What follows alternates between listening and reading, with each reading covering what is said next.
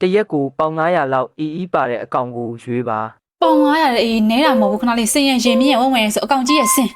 အဖြေမှန်ကတော့ရေမြင်းပဲဖြစ်ပါတယ်ဘယ်အကောင်ကမတ်တက်ရဲ့အိပ်ပါတလဲမြင်းရဲ့ကလအုပ်ရဲ့တစ်ကလအုပ်ရဲ့ဆိုကြတော့လေမရှိရဲ့တစ်ကလအုပ်အဖြေမှန်ကတော့မြင်းဖြစ်ပါတယ်ဘယ်ငက်ကမျက်တောင်မွေးရှိပါတလဲနံပါတ်1ကြီးကန်းနံပါတ်2ဇီးကွက်နံပါတ်3ငှက်ကလေအုပ်ကဲဒီနေ့ကတော့မေခွန်းနေဖြေဆိုဖို့စောင့်မျှော်နေကြတဲ့ဆရာကြီးတွေအတွက်ဘ ഹു တုတကြွယ်ဝမှသာဖြေဆိုနိုင်မယ့်ညံစမ်းမေခွန်းအစီအစဉ်လေးကိုတင်ဆက်ပေးမှာဖြစ်ပါတယ်ရှင်ဒီနေ့အစီအစဉ်လေးမှာလည်းဘယ်လိုမျိုးမေခွန်းတွေပါဝင်မလဲဆိုတာသိရဖို့အတွက်ကျမနဲ့တူတူဒီဗီဒီယိုလေးကိုကြည့်ပြီးတော့အဖြေလေးကိုဖြေဆိုလိုက်ကြအောင်ရှင်တရက်ကိုပေါင်900လောက်အီပါတဲ့အကောင်ကိုရွေးပါပေါင်900အေးနဲတာမဟုတ်ဘူးခဏလေးစင်ရင်မြင့်ဝဲဆိုအကောင်ကြီးရဲ့စင်အဖြေမှန်ကတော့ရေမြင်းပဲဖြစ်ပါတယ်ရေမြင့်တယ်ဘယ်အကောင်ရဲ့အမွေးကိုအင်ဂျီရဲ့လှုပ်ဝစ်စင်ကြပါတလဲဒါစိတ်ရမြင်းရဲ့တိုးရဲ့ဆိုကြအင်ကြီးလောက်တာတိုးကားငယ်တိုးပါအဖြေမှန်ကတော့တိုးဖြစ်ပါတယ်မှန်တော့ရင်နော်ဘယ်အကောင်ကမတ်တက်ရဲ့အိပ်ပါတလဲမြင်းရဲ့ကလအုပ်ရဲ့တစ်ကလအုပ်ရဲ့ဆိုကြတော့လေမရှိရဲ့တစ်ကလအုပ်အဖြေမှန်ကတော့မြင်းဖြစ်ပါတယ်မြင်းတယ်ဟာမပြေးနိုင်တော့အကောင်ကိုရွေးပါနံပါတ်1အစင်နံပါတ်2စလော့နံပါတ်3ရေမြင်းဟိုဒီဥစ္စာနံပါတ်2စလော့အနေက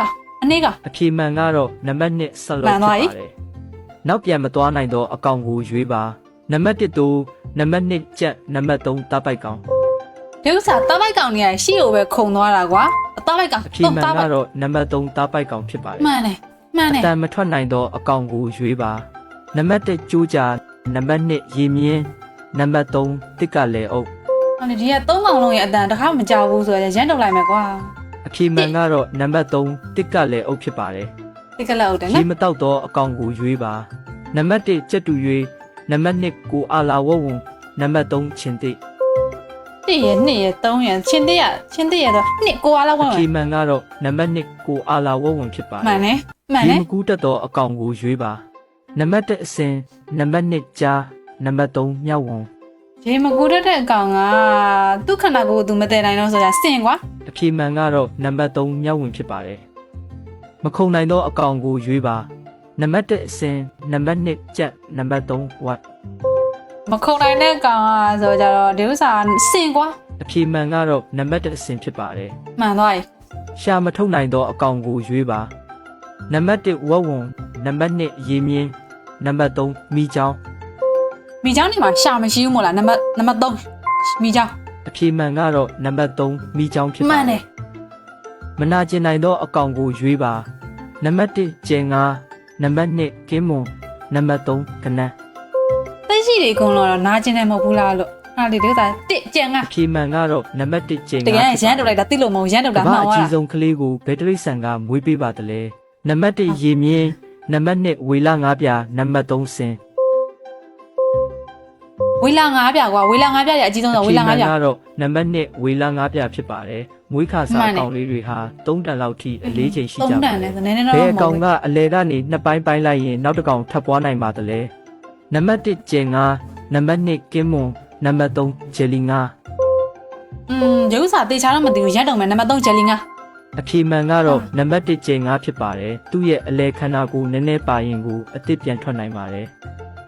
အုံနောက်ထပ်မျက်လုံးကပိုကြီးသောတရိတ်ဆန်ကိုရွေးပါနံပါတ်1လင်းတို့နံပါတ်2ပုတ်တင်ညိုနံပါတ်3ငှက်ကလေအုပ်အုံနောက်ထပ်မျက်လုံးပိုကြီးရယ်ဆိုကြတော့လင်းတို့အဖြေမှန်ကတော့နံပါတ်3ငှက်ကလေအုပ်ဖြစ်ပါတယ်သူ့ရဲ့မျက်လုံးကဘီလီရဲ့ဘောလုံးလောက်ရှိပါတယ်ဟုတ်ကဲ့ငှက်ကမျက်တောင်မွေးရှိပါတလဲနံပါတ်1ကြီးကန်းနံပါတ်2ဇီးကွက်နံပါတ်3ငှက်ကလေအုပ်မျက်တောင်မွေးရှိရဲ့ဟိုရဲ့နောက်ကဒီဥစ္စာဟိုတစ်ကလောက်ဖြေမှန်ကတော့နံပါတ်3ငှက်ကလေအုပ်ဖြစ်ပါတယ်ကန္နာရထဲမှာနေတံဖုံမုံတံမျက်တောင်မွေးရှိကြီးတွေရှိကြပါတယ်ဘယ်အဒီနံကပိုတက်စီရန်တက်ကျွဲဝစွာပါဝင်ပြီးတွေးတိုးယောဂကိုတက်တာစေပါတလဲနံပါတ်1ပန်းဒီနံပါတ်2ငှက်ပြောသည်ရယ်နံပါတ်3ချယ်ရီသည်ဆိုဒီဥစ္စာဟိုပိုတက်စီရန်ကျော်နံပါတ်2ဟိုငှက်ပြောသည်ဖြေမှန်ကတော့နံပါတ်2ငှက်ပြောသည်ဖြစ်ပါတယ်မှန်တယ်နော်ဘယ်စားစာကအသေးစီဖုံးတာကိုတက်တာပြောက်ကင်းစေပါတလဲနံပါတ်1ဂျင်းနံပါတ်2ကြက်သွန်ဖြူနံပါတ်3တခွားသည်အသေးစီဖုံးတာကကြက်သွန်ဖြူဖက်တခွားသည်နဲ့ဂျင်းတစ်ခုဆိုကြတော့ဂျင်းဖြေမှန်ကတော့နံပါတ်1ဂျင်းဖြစ်ပါတယ်မှန်တယ်ဘယ်ဒီနံကခန္ဓာကိုယ်ထဲမှာမကောင်းတဲ့ကိုလက်စတရောတွေကိုတန်းစင်ဖယ်ရှားပေးပါတလဲနံပါတ်1ခရမ်းသည် နံပါတ်2မာလာကာတီနံပါတ်3ထောပတ်တီ ကောင်းကြီးဒီဥစ္စာတော့တည်ရ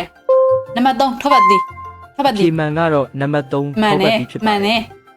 ဘယ်အစားအစာကအယိုးစစ်တမ်းမာဖို့အတွက်အကောင်းဆုံးလဲနံပါတ်1ငှက်ပြောသည်နံပါတ်2နို့မျိုးမျိုးနံပါတ်3ကြက်သား အယိုးစစ်တန်ပါဖို့ဆိုကောင်းကြီးကိုနံပါတ်1နို့အမျိုးမျိုးနို့အမျိုး အ မျိုး ဖြေမှန်ကတော့နံပါတ် မှ 2 န်တယ် နို့မျိုးမျိုးဖြစ်ပါတယ်ဘယ်အသီးနှံကမျက်လုံးအမြင်အာရုံအတွက်အကောင်းဆုံးလဲနံပါတ်1မုံလာဦးနီနံပါတ်2ခရမ်းကျင်သည်နံပါတ်3ရွှေဖယုံသည် ဒီကလည်းတည်ရဒါလည်းတည်ရနံပါတ်1မုံလာဦးနီကြည့်လိုက် အဖြေမှန်ကတော့နံပါတ်1မုံ မှန်တ လာဦး ယ် နီဖြစ် မှ ပါ န် တ တယ် ယ်နော် ဘယ်အစားအစာကအစာအိမ်ကျန်းမာရေးအတွက်အကောင်းဆုံးလဲနံပါတ်1ချက်ဟင်းခါသည် အာ နံပါတ်2ချက်သားနံပါတ်3ဒိန်ချင်း အစာရင်အတွက်ကျန်းမာရေးကောင်းတာဒိန်းချင်း အဖြေမှန်ကတော့နံပါတ်3ဒိန်ချင်း မှ ဖြစ် န် ပါ တယ် တယ် မှန်တယ် ဘယ်အစားအစာကသပင်ကျန်းမာတန်ဆွမ်းရေးအတွက်အကောင်းဆုံးလဲနံပါတ်1ပဲမျိုးမျိုးနံပါတ်2ဦးများနံပါတ်3ထောပတ်တီ သပင်ကျန်းမာရေးအတွက်အကောင်းတာကပဲမျိုးမျိုးတစ်ပဲမျိုး အဖြေမှန်ကတော့ ဥ နံပါတ် လေဟာ 2ဦးများဖြစ်ပါတယ် ကဲဒီနေ့စီစဉ်လေးကတော့ဒီလောက်ပါပဲကောင်းကြီးရေကောင်းကြီးတို့မေခွန်းဘယ်နှခုဖြည့်ဆိုနိုင်ခဲ့လဲကွန်မမမှန်ခဲ့ပေးကြအောင်ရှင်ကျွန်မကတော့ဒီနေ့မေခွန်းနေထဲမှာဒီရှေ့သုံးပိုင်းမှာပါတဲ့တိရစ္ဆာန်နဲ့ပတ်သက်တဲ့မေခွန်းတွေတော့တော်တော်များများကြီးကိုမဖြည့်ဆိုနိုင်ပါဘူးနောက်ပိုင်းလေးမှာပါတဲ့ဒီခန္ဓာကိုယ်နဲ့ပတ်သက်ပြီးတော့အာဟာရအစားအစာတွေဘာတွေညာတွေအဲ့မေခွန်းတွေမှာတော့ဖြည့်ဆိုနိုင်ပါတယ်ရှင်ကဲကောင်းကြီးတို့ရေအားလုံးကိုနှုတ်မဆက်ခင်မှာဒီထဲမှာပါတဲ့ view ရဲ့မူရင်း view ပိုင်းရှင်ကိုလည်းကျွန်မက credit ပေးပါတယ်လို့ပြောချင်ပါတယ်ရှင်နောက်နေ့မှဒီထက်ပိုမိုကောင်းမွန်တဲ့ view နဲ့ပြန်လာခဲ့ပါမယ်အားလုံးဘိုင်ဘိုင်ပါ